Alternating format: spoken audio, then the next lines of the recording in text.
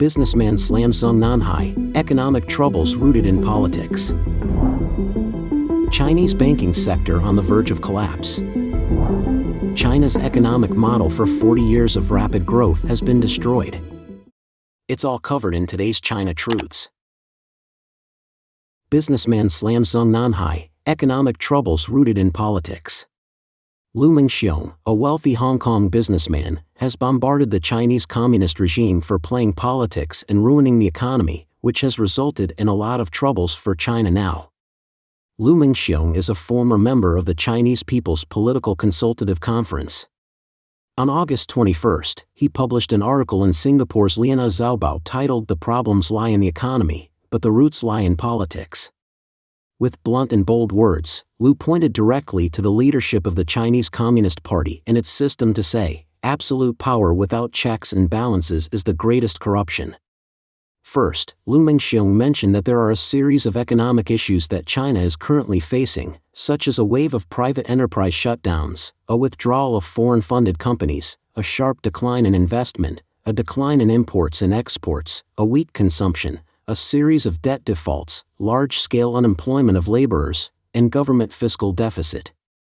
In addition, China's three major economic engines, including investment, export, and consumption, have declined sharply. The economy has obviously shown signs of deflation. Lu Mingxiong quoted a joke circulating in mainland China: the three new engines of the economy are now the National Bureau of Statistics, the Central Propaganda Department, and the Xinhua News Agency, which are trying to back the economy.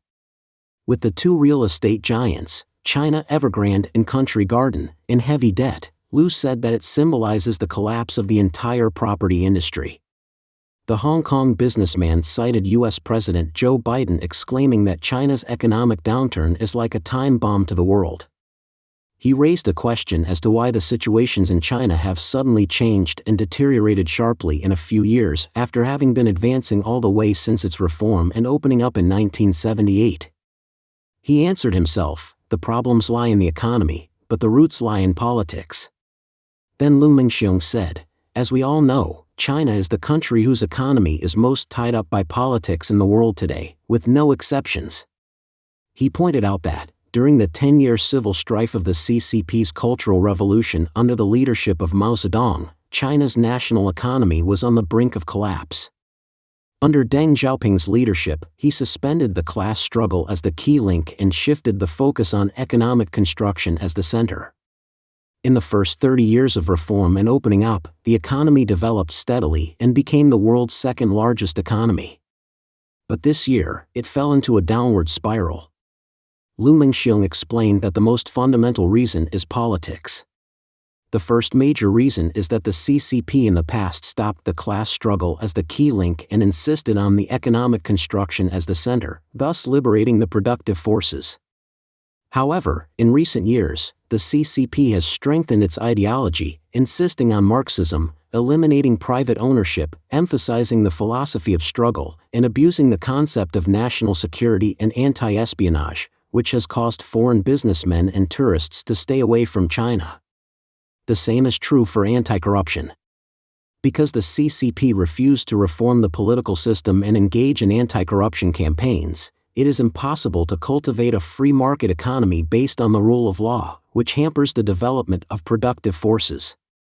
The second major reason is that China's economic growth in the past was underpinned by the insistence on the market role, which encouraged the development of private enterprises and protected the legal rights and personal safety of private entrepreneurs. However, in recent years, the CCP has emphasized that the party leads everything. It has set up Communist Party committees and branches in private companies and foreign companies, making private companies worry about the second public-private partnership at any time. The unfair treatment made them feel that they could be eliminated. Therefore, investment confidence was lost. The third reason is that the CCP before allowed social discussion and independent thinking, but it now violates its own regulations of prohibiting any form of personality cult. In the officialdom, those who brag and sycophant become popular, while those who are upright, outspoken and capable are dismissed. Lu Mingxiong pointed out that the CCP's anti-scientific arbitrary decision-making is unimpeded, which has caused huge impacts and serious losses on economic operations. He said that the Chinese government's 3-year zero-COVID policy made the scientific issue into a system dispute, which caused secondary disasters far greater than the virus itself, and severely damaged China's industrial chain and supply chain. The fourth reason is that China's economic growth in the past was thanks to the diplomatic relations between China and the United States being given top priority. Now with the werewolf diplomacy, Sino-US relations have fallen to the lowest point since 1972. The relations between China and Europe, the UK, Japan, South Korea, Australia, and Canada all have fallen to the bottom of decades. China's economy has shrunk sharply. The pressure of unemployment has been huge, and the majority of the people have returned to poverty. Liu claimed that it is an inevitable trend. Finally, Lu Mingxiong pointed directly at the root of the CCP system. He quoted the former premier Wen Jiabao as warning, if the reform of the political system is not carried out, the achievements of the reform of the economic system will be lost, and historical tragedies like the Cultural Revolution may also repeat themselves. Liu said that absolute power without supervision and checks and balances is the greatest absolute corruption. It is also the root of all other corruption. The businessman gave a prescription, reform of the political system, including the implementation of constitutional democracy, universal suffrage, property declaration of officials, judicial independence, freedom of speech and press is the only way to ensure high-speed and high-quality economic development. It should be noted that Lu Mingxiong used to be a successful red-top businessman, but after 2016, he began to turn to the Democrats. In addition, a very interesting phenomenon is that Singapore's Liana Xiaobao, which published the article, has always been more pro-Beijing in the past. But it now dares to pull out the tiger's whiskers. What about publicly criticizing the CCP? Please give your comments below this video. Chinese banking sector on the verge of collapse. Pressure is very high in the Chinese banking sector. In the article The Mounting Risks in the Chinese Banking, author Christopher Balding, a professor specializing in Chinese economy, analyzed the fragility of the banking sector in this country. The Chinese economy is hurting. Officially, the Chinese GDP registered robust 5.5% growth in the first half of 2023. Unofficially, the picture appears much bleaker. However, a simple economic slowdown would be manageable for the Chinese Communist Party, but it is the financial risks that worry the regime. Following the 2008 global financial crisis, the Chinese fueled economic growth with heady doses of capital infusions financed through debt.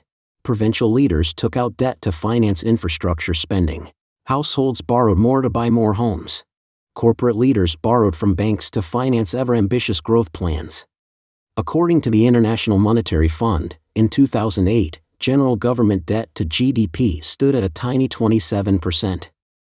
Still, by 2022 that number had grown to 72% and did not include large amounts of unofficial government debt tied to local government financing vehicles. By multiple accounts, China's debt to GDP now exceeds 300% of GDP. Chinese households became some of the most indebted in the world relative to income. With the real estate urbanization boom slowing rapidly, this is placing enormous pressure on everyone. Local governments, who would get, in some cases, more than 50% of their revenue from selling land to developers, face a collapse in their revenue. Developers stand on the brink of bankruptcy with a glut of unsold homes. Indebted consumers show no appetite to buy more homes in the hope prices go up. The fundamental problem becomes all the debt associated with this gluttony. Officially, China's non-performing loan ratio stands at a respectable 1.6%, accounting for just under 3 trillion yuan. However, these numbers seem questionable under even mild questioning. As a simple example, just the debts of effectively bankrupt real estate developers Evergrande and Country Garden are approximately equal to China's official non-performing loan value. While both developers have non-bank debtors through bondholders, pre-sold units, and suppliers, this gives a picture of the scope of the problem and how data fails to capture the financial risks. Chinese banks and non-bank financial institutions appear increasingly rickety. Small and mid-sized banks officially have extremely low capital levels, and even larger banks have imposed cash withdrawal limits. Non-bank financial institutions, known as wealth management product firms, are facing significant pressure, with some stopping redemptions from clients. The rapid growth of debt over the past 10 to 15 years encouraged by Beijing policymakers limits options. When facing an unofficial slowdown, Beijing simply ramped up public infrastructure spending and fixed asset lending. Even now, total lending growth outpaces nominal GDP growth by a factor of 2. Calls to increase spending further run up against the reality that banks simply lack the capital needed to increase lending by any significant amount. A recent study by S&P found that even using official data, Chinese banks face a more than $500 billion capital shortfall needed to meet banking regulations by 2025. Even China must ultimately face the reality that banks need repayment to make more loans. The cold reality is that not only will additional lending accomplish little to stimulate growth, but China will also lack the financial capacity to engage in any significant boost. Furthermore, it is unclear what it would accomplish. Housing suffers from a supply glut, and oversupply is a major problem across industries and infrastructure projects. It remains unclear whether stimulus would solve or exacerbate the problem causing deflation. Without hard currency leaking through already tight controls, China cannot count on large financial inflows to stabilize domestic finances. Not only has foreign investment fallen, but the sheer numbers needed in China dwarf inflows. With a nearly $50 trillion financial services sector, an annual trade surplus of even last year's record of $877 billion does not approach the sums necessary to help stimulate the economy or stabilize the banks. So what can China do? The biggest risks to China are in the fragility of the financial system, and the problems are there are no good solutions. If Beijing cuts lending to bankrupt industries, it will effectively allow the collapse of vital sectors that prop up public sentiment, like real estate and state-owned enterprises. Recognizing the flood of bad loans will require a complicated plan to restructure the banking sector and write down the value of their loans. So far, there does not appear to be the political will to tackle the deep-seated structural problems in the banking sector, making them only worse. If they are so inclined, they must recognize the significant pain necessary to prevent the problem from worsening. This will require enormous sums of capital to restructure the banking sector and write off large amounts of loans. It will require revaluing large amounts of assets, such as real estate, to value more reflective of the cash flow fundamentals. For now, Beijing seems more interested in delaying the inevitable choices, choosing to wait and play for time. It is no longer a question of if the reckoning will come but how big the adjustments will be. China's economic model for 40 years of rapid growth has been destroyed. For decades, China has promoted economic development through investment factories, skyscrapers, and roads.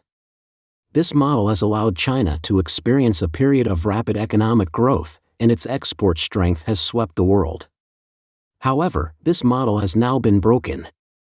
Today, this $18 trillion economy is slowing down, the government is in deep debt, and the bridges and airports invested in construction over the years have not been fully utilized. Millions of apartments are vacant, and the rate of return on investment has fallen sharply. At present, the housing giant Country Garden, which has 3,000 unfinished projects in the country, is on the verge of default. Protesters gathered near the Zhongnanhai Enterprise Group, one of the largest shadow banks, to demand repayment. The Chinese housing market downturn may cause financial crisis concerns. Chinese consumers are depressed, exports are in trouble, deflationary pressures are increasing, and more than 1/5 of young people are unemployed. With private consumption and private investment unable to revive the economy, officials seem to have little choice but to continue lending and construction. According to the Wall Street Journal report, economists now believe that China has entered an era of substantial slowdown in growth. Unfavorable demographic structures, coupled with growing separation with the West, will only make the situation worse and endanger foreign investment and trade. This is not just a period of economic weakness, it is more likely to enter a period of long-term bleakness. Mr. Adam Tooze is a professor of history at Columbia University, specializing in economic crises. He said, "We are witnessing the most dramatic track change in economic history." The International Monetary Fund predicts that China's GDP growth rate will be less than 4% in the next few years, less than half of most of the past 40 years. Capital Economics, a London research company, predicts that China's growth trend has slowed from 5% in 2019 to 3% and will drop to about 2% by 2030. At this rate, China cannot achieve the goal of doubling the size of the economy by 2035 set in 2020.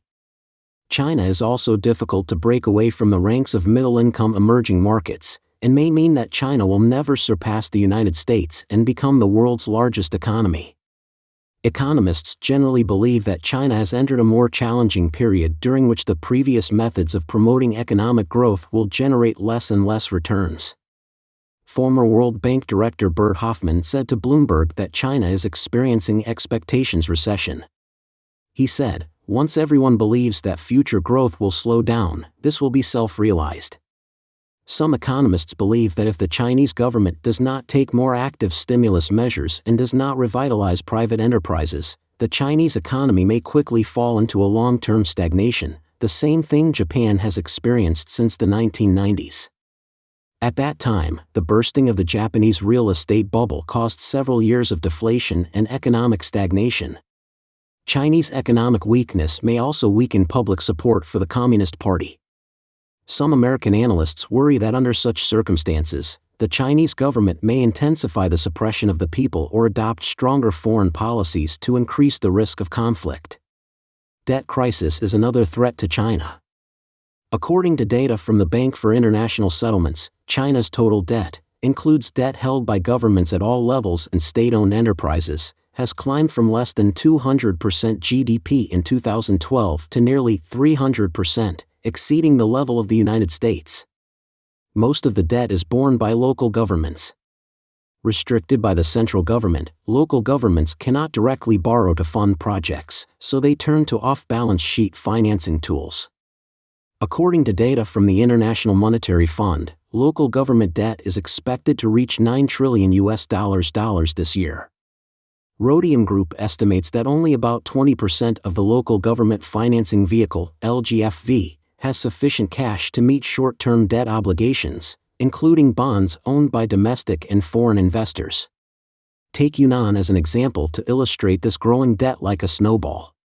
Over the years, large amounts of infrastructure spending have driven Yunnan's economic growth.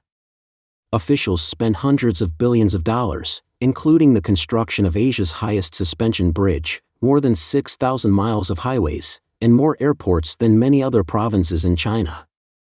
These projects have promoted the development of tourism and helped expand the trade of Yunnan products, tobacco, machinery, and metals. From 2015 to 2020, Yunnan was one of the fastest-growing regions in China. However, in the past few years, Yunnan's growth has begun to weaken. Due to the reduction in land transfer income, the housing market downturn has caused a heavy blow to local finances.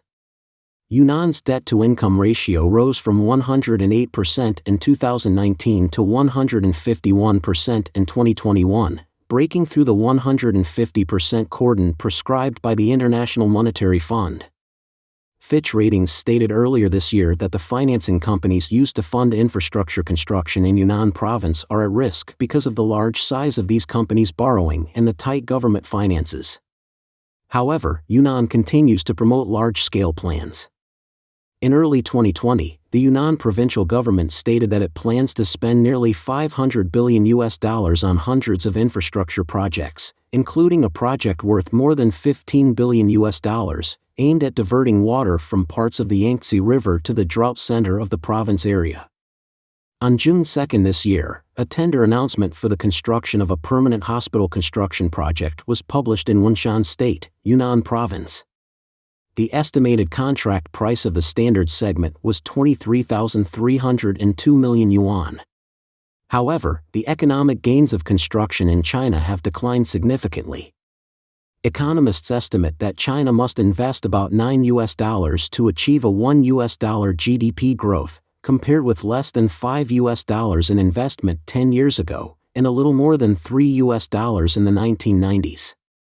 Harvard professor of economics Kenneth Rogoff said, "The main point is that they have encountered a problem of diminishing returns in construction, and it is limited how far you can go." How is the Chinese government dealing with all the problems facing the economy? Some economists believe that China should turn to promoting consumer spending and service industries to make the Chinese economy more like the United States and Western Europe. According to World Bank data, household consumption in China accounts for only about 38% of GDP, compared with about 68% in the United States. To change this situation, Beijing needs to improve the living condition of the people, expand the relatively weak social safety net, and provide more health and unemployment benefits. However, the leadership of Beijing seems unwilling to carry out related reforms. Insiders said that Beijing has doubts about American-style consumption. They believe that the focus should be on enhancing industrial capabilities and preparing for potential conflicts with the West. Today, the leadership of the Chinese government has stepped up state intervention, hoping to make China a larger industrial power, and has performed strongly in government-favored industries such as semiconductors, electric vehicles, and artificial intelligence. However, economists believe that these alone are not enough to boost the overall economy, nor to create enough employment opportunities for university graduates entering the labor market. Beijing has spent a lot of money trying to build China's semiconductor industry and reduce its dependence on the West. However, although the capacity of mature chips has been increased, the capacity of advanced semiconductors has not expanded. Don't forget to leave a comment in the section below to share your opinions on today's topic with us. Make sure to like and subscribe to see more interesting topics from China Truths.